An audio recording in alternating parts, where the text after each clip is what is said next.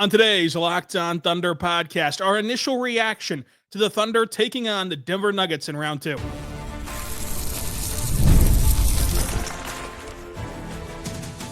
You are Locked On Thunder, your daily Oklahoma City Thunder podcast. Part of the Locked On Podcast Network, your team every day.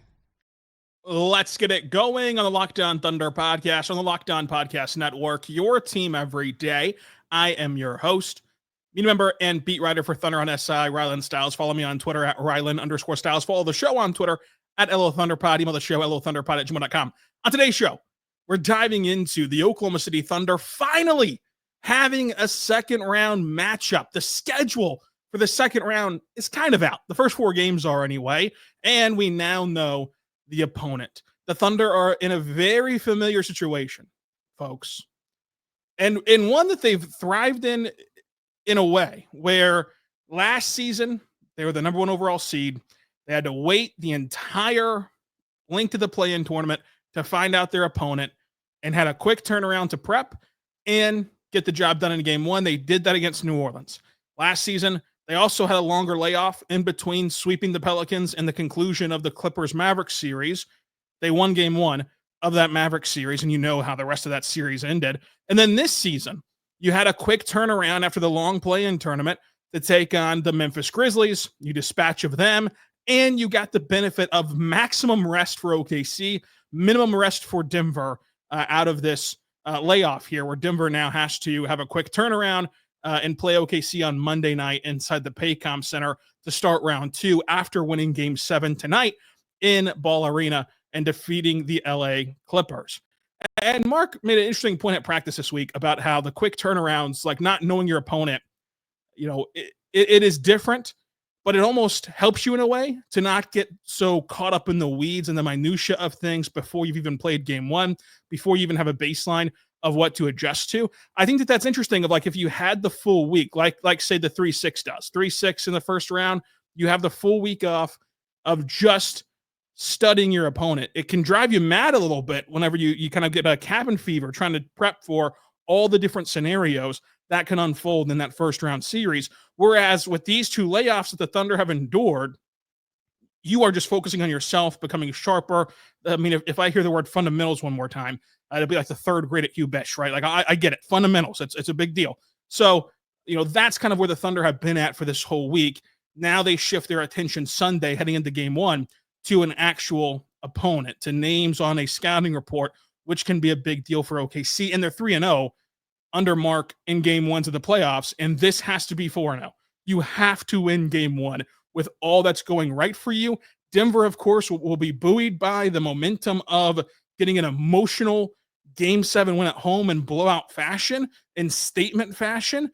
But Memphis also got a blowout win, 36 hours before game 1 of that series, and the Thunder were able to blow them out. Now, it doesn't have to be the same fashion, right? It doesn't have to be a blowout win by 50 points and an embarrassing win for OKC. Just a win. Just simply having more points than Denver is the requirement for the first game of this series to really set a tone for what's to come and to protect home court and to do all the things that you naturally get when you win a game 1 of a series. Like, you don't win the series. We saw that last year against Dallas. You also don't lose a series by losing game 1. But given the extra stuff, given the rest advantage and disadvantage, given the fact that you're a better team, given the fact that you're at home, game 1 is paramount for this series. But now that we have an actual opponent, let's shift to what these 2 teams look like when they're matched up with one another. Starting with the storylines, like the NBA is the best soap opera running this side of General Hospital, this side of Days of Our Lives. I wish I had another, what's another soap opera? General Hospital, Days of Our Lives. Phantom of the Opera is not a soap opera, but it still has the word opera in it. There's so many storylines in this series. Russell Westbrook playing the Thunder in the playoffs, technically for the second time, but let's be honest, for the first time. The first series with Russ against the Thunder in the playoffs was in the bubble, Rockets, Thunder.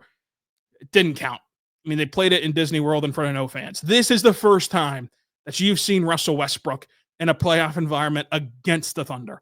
And you saw tonight where Russ was not only good for the Nuggets on the court, and like he was really good for them to the tune of 16 points on 55% shooting with only 2 turnovers, 5 rebounds, 5 assists, 5 rebounds, 5 assists, 5 steals in this game with some pick 6 dunks in route 2, an intentional technical foul where he just goes up, hangs on the rim, and says all 7 words you can't say on television toward the crowd to get them fired up, and carries that excitement into the locker room, poking fun at the Clippers for letting him go. That emotion, that energy, that passion, like that's what's going to help Denver overcome this obstacle, because they're going to be playing from behind, at least for the first 4 games of this series. Because when you really dig into it, with the schedule coming out and they're playing every other day, Denver is going to be behind the 8 ball in the rest category the whole series. Unless we find out that games 5, 6, and 7 are double duty off days, they're going to be behind the 8 ball. But energy-giving plays that Russell Westbrook can provide you will be a big deal, both at home and on the road. And especially with Russ playing with this sort of edge. And it can go either way, as we'll talk about coming up, but that's a big storyline. It's Russ versus OKC. It's the MVPs. The top 2 finishers in the MVP award the last 2 seasons have been Jokic and Shai. They're going to go to battle. They're also going to see an MVP crown during this series. And if you keep track of the polls, again, polling numbers, we'll see. If you keep track of the polls, SGA will win his first MVP award in Jokic's face in the playoffs. What does that do to this dynamic? You also have the storyline of a team who's been there, done that, a core that's won a championship together against an extremely young core who has not won a competitive playoff series. They've beaten 2 8 seeds. They have not won against a good playoff team yet. This is their second chance to do so. And they took Dallas to the brink, but they couldn't get it done. How do they respond in this setting, in this second try? Divisional foes played 4 games against one another, split the 4 games. Had very different swings in those 4 games as well.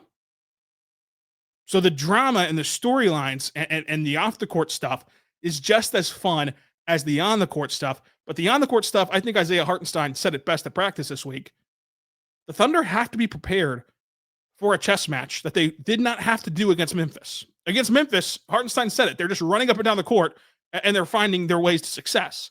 This will be a whole new ball game in terms of adjustments, in terms of schematics on both sides, and reactions. So I think that when you look at this series, we're going to dive into some of those areas in which the Thunder can take advantage of an interim head coach and some of the ways in which Denver can respond to Oklahoma City. We'll talk about that coming up. But first, I want to say right now, but our good friends over at Monarch Money. Have you ever checked your bank account and you wondered, where'd all your money go? From dining out to online shopping to just, frankly, not keeping track of your entertainment spending. It's easy to lose track. That's where Monarch Money comes in. It's your personal CFO, giving you full visibility and control over your finances. Make sure you check it out today, because I love the fact that it's an all-in-one conveniency app where instead of juggling multiple apps, you just use Monarch Money. You check your finances, track your spending, and even plan your long-term goals. So take control of your finances with Monarch Money. Use code LOCKEDONNBA at monarchmoney.com right now. Code LOCKEDONNBA for 50% off your first year. That's monarchmoney.com. Code LOCKEDONNBA for half off your first year. We're back on the Locked On Thunder podcast, on the Locked On Podcast Network, your team every day. So the Thunder and the Nuggets will go toe-to-toe here in this second round. And the Nuggets are no pushover. The Nuggets are a good basketball team, more than capable of winning this series. The Thunder, though, are the favorites and should be the favorites and should win this series. When you look at this matchup, if the Thunder are the 68 team, historically good defense, deeper squad, more talent-laden squad that they've been billed as, even by Denver fans who are like using that to hold up, hey, this is why Jokic should win the MVP because his team is worse. You got to go prove it here in round 2. And I think that the series, if you're just looking at a basic roadmap, and then we'll get into the weeds of these things, the series will be defined by what happens in the other games. Because where you're baked into this series, if you're just kind of trying to predict what's going to happen, round one, OKC's depth, OKC's fresh legs and youth should be able to get them out and running, should be able to take advantage of a likely hungover Nuggets team, should get them a win in game one. At some point in this series, you will see Jamal Murray go for 38 points. And in that 38-point game, Russell Westbrook will hit 3 threes. And Michael Porter Jr. or Christian Brown will have 3 of their own. And Jokic will have a triple-double. And a triple-double where he's kind of silenced by the others, right? That'll happen 1 to 2 times in this series.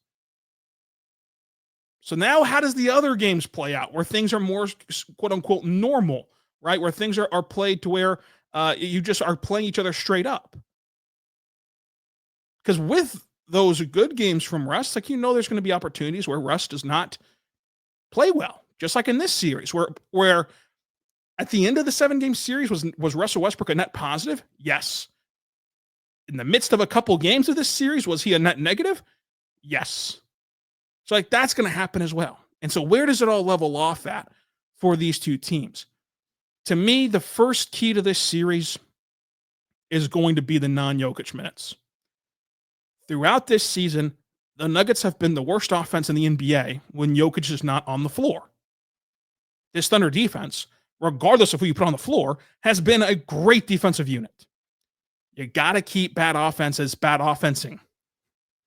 You've got to keep them bad. You cannot let them get hot in the non-Jokic minutes. On the flip side of that coin, with the same lineups, if they're going to play DeAndre Jordan for any length of time, you have to go out there and punish them for it.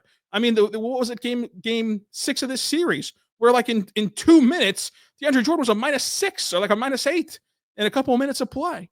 You've got to just throttle Denver in the DeAndre Jordan minutes / the non-Jokic minutes.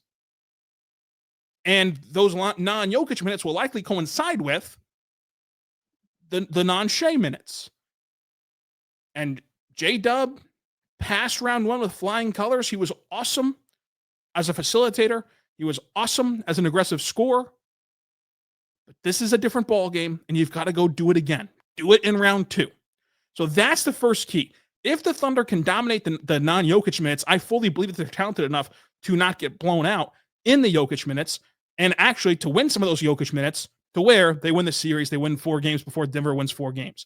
So that's why it's the first key. The second key is going to be shot variance. And this is not a fun one, right? And you can make or miss league this kind of segment if you want to, rightfully so.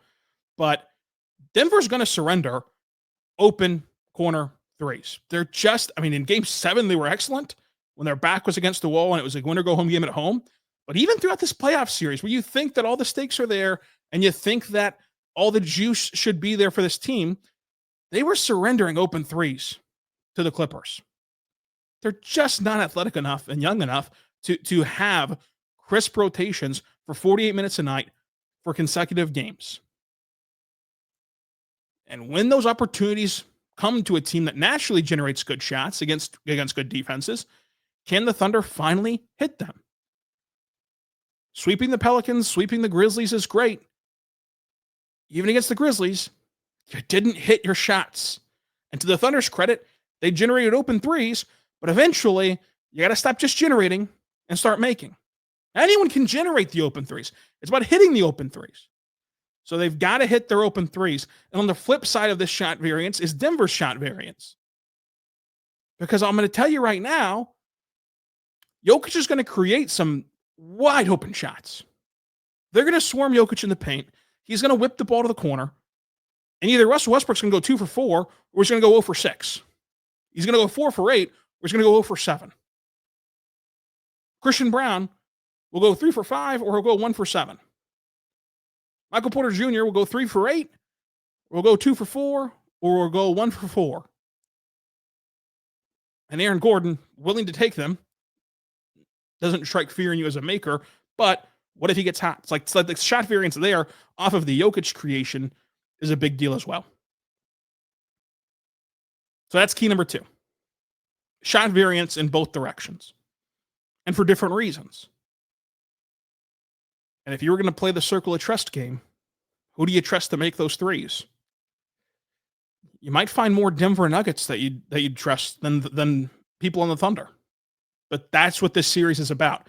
It's about making a statement, establishing yourself in this league, and flipping that narrative. Because it's a narrative built on one playoff series. One. Where you just continually could not get shots off against Dallas. And I'd say one because even against Memphis, when the shots didn't fall, they were at least taking them and grading out as good shots. Whereas against Dallas, they were literally passing them up and not taking them from beyond the arc. Now you've got a parlay that incremental progress of not taking them to now making them against Denver. So key number 3 is Jamal Murray. I mean, I know Jokic is incredible. I've called him the best player in the world in this show every single day of the week that we've been trying to preview this series, much to the chagrin of the commenters. But that's what he is. I mean, he's the best player in the world. I think Shai should be MVP, and I've written about this at Thunder on SI. We've never just handed the MVP award to the best player in the world, or else Michael and LeBron and the rest would have many more of these honors. But he's the best player in the world. But this team will be as cohesive and as successful as Jamal Murray goes in the playoffs. How many loud games are you going to surrender to him? I'll say, no matter how good we think Lu Dort is, and he's elite, you're going to give up one big Jamal Murray game, I think. Can you limit it to one? Can you limit him to one big game? Because if he gets hot consistently, then that bends everything. Because you're already wanting to send a ton of attention to Jokic. If you need to start helping Lou, then you open up Pandora's box for this Denver offense and for this Denver team. So how Lou does on Jamal will be critical. Now, to Lu Dort's credit, he's been awesome against Jamal Murray. He's been awesome. And Jamal Murray, like some of the problems that he's fallen into against the Thunder, and I think back to that Sunday afternoon game against OKC on ABC, like some of the shots you chalk up to great defense, and then the few shots that he would generate for himself, because you're so worn down by being defended by Lou, you generate these open looks and you miss too many of them, and you can't even really get out of your own way. Even when you're generating the good shots, you're not making them. And I think that part of that is still Lou, because of how worn down you are from the rest of those shot attempts. That whenever the few good shots come your way, you can't cash in on them. But that'll be a big deal. So we've got DeAndre Jordan / non-Jokic minutes. We've got 3-point variance. We've got Jamal Murray. And I'm going to go turnovers. Can you force Russell Westbrook to give the ball away 3 times, 4 times in a row? Can you force an errant Jokic pass or 2? Can you strip Murray by playing the gaps whenever he's trying to get to his spots at the mid-range? If you can turn defense into offense, it alleviates some of that pressure on your shot makers.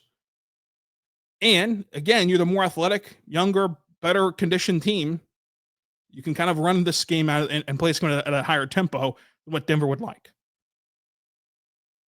So turnover is a big deal because you've also got to protect the basketball. Like this Denver defense, it doesn't strike fear in you, but any defense is improved by sloppy kind of ball possession. You've got to have good ball possession if you're Oklahoma City. So that's 4. Key number 5. I think that when you look at this team with Denver and with Oklahoma City, you're looking at foul trouble for both teams. It didn't matter because the Clippers couldn't even be competitive in Game 7. But Jokic got 5 fouls early in the third quarter. And we've talked about how nasty and disgusting these non-Jokic minutes are. What if he gets in foul trouble? Because you're relentlessly attacking the rim, which is what the Thunder's bread and butter is. And if you can break down their perimeter defense, and if you can get past their zone, then you're at the rim with Jokic. What happens then? We'll see. We'll see. if he gets in foul trouble. Now, on the flip side of that foul trouble coin for the Thunder, what if Jokic is just too much to handle, which he probably is, and now you've got Chet/Hartenstein in foul trouble, and now you're playing J-Will more. That's a swing factor because J-Will could either come in and go 3 for 4 from 3 and really deliver, or he could go for 2, be a non-factor offensively, like he makes some good connective passes but doesn't make any shots, and defensively he is what he is. Like I think he's a much improved defender, but he's not a defender that you write home about. And now you're without 2 of your best 5 players, or at least one of them if they're in foul trouble. So the foul trouble in the post will be a top 5 key to this series. Coming up, we'll still talk about our instant reactions and our keys to the series.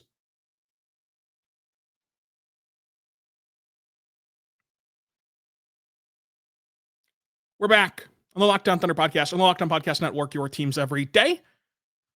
Well, let's continue to look at this series.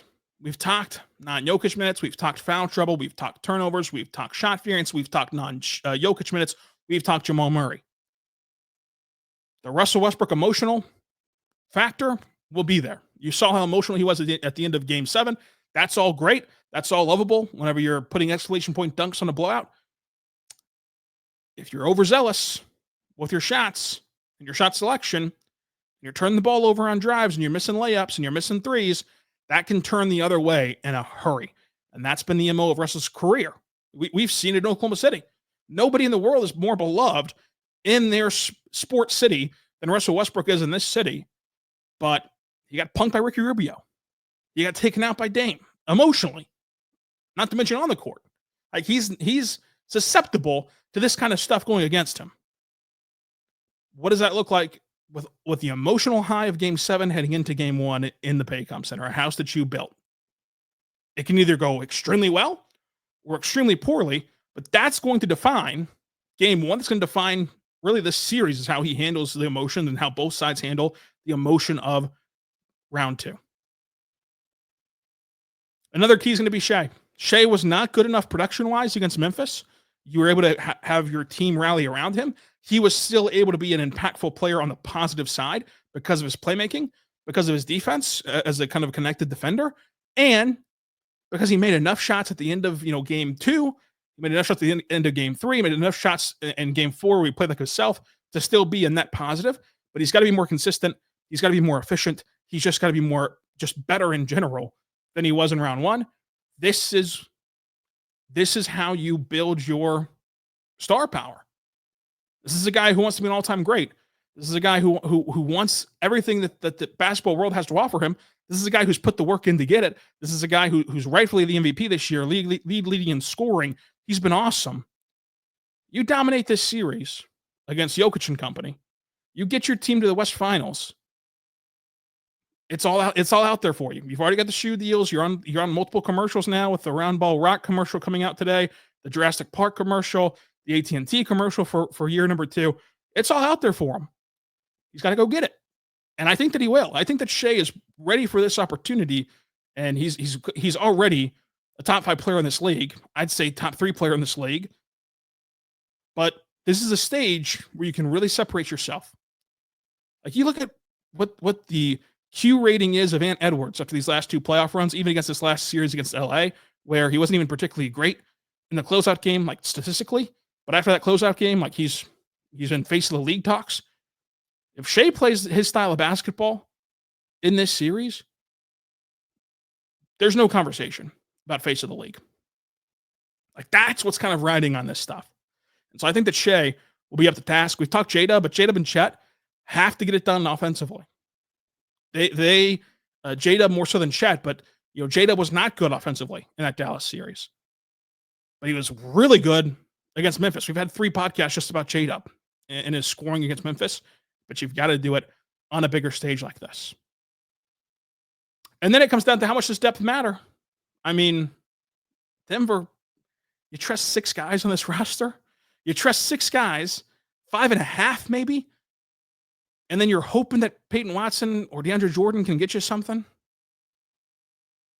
Versus the Thunder, who can flip through the Rolodex of players on any given night to try to find the hot hand. Which one stands up over the course of a 7-game series? And on that same note, Isaiah Hartenstein calling out that adjustments will be a big deal. Well, how many adjustments can Denver really throw at you? They can throw at you defensive coverages, like if they want to play extreme drop, or if they want to blitz the pick and roll with Shai, or if they want to run zone, or if they want to play man. But in terms of personnel, they have no adjustments. Whereas the Thunder have a wider range of adjustments because they have a wider range of personnel. Do they want to play double big? Do they want to go single big? Do they want to play small? Like, how do they want to combat Denver? And I think that will be an interesting storyline to follow. If I had to guess, they're going to try double big game one. To start game one, it'll be Shai, Dort, Dub, iHeart, Chet. And then from there, you could see things swinging. You could see things going differently. Whether you want to just have one big with Kaysen on the starting five or what, especially how you want to close games. So I cannot wait for this series. This is our initial reaction. We're going to have plenty for you. We're going to have guests leading into Monday, including a crossover with Locked On Nuggets. Of course, we'll recap every single game. We'll have a pod every single off day. It'll be a ton of fun. Heading to Denver, in the Mile High City. Cannot wait for that. But this was kind of our initial reaction with future keys to the series as we see right now. But yeah, the corner threes will be big. It could just come down to simply who makes more corner threes in this series. Does the Thunder or does Denver make more corner threes? That would be the stat if I had to pick one stat to watch for throughout the 7-game series. At the end of it, you tell me who shot better from the corners. That's likely going to be your winner of this round 2 series. We'll have final predictions. We'll have keys to the series, even more so, previews with Michael Martin, with Locked On Nuggets, with plenty of guests, all coming up for you leading into Monday night's tip-off and beyond. So make sure that you tune in and subscribe to Locked On Thunder anywhere you get your podcast from, including on YouTube. Until next time, be good and be good to one another.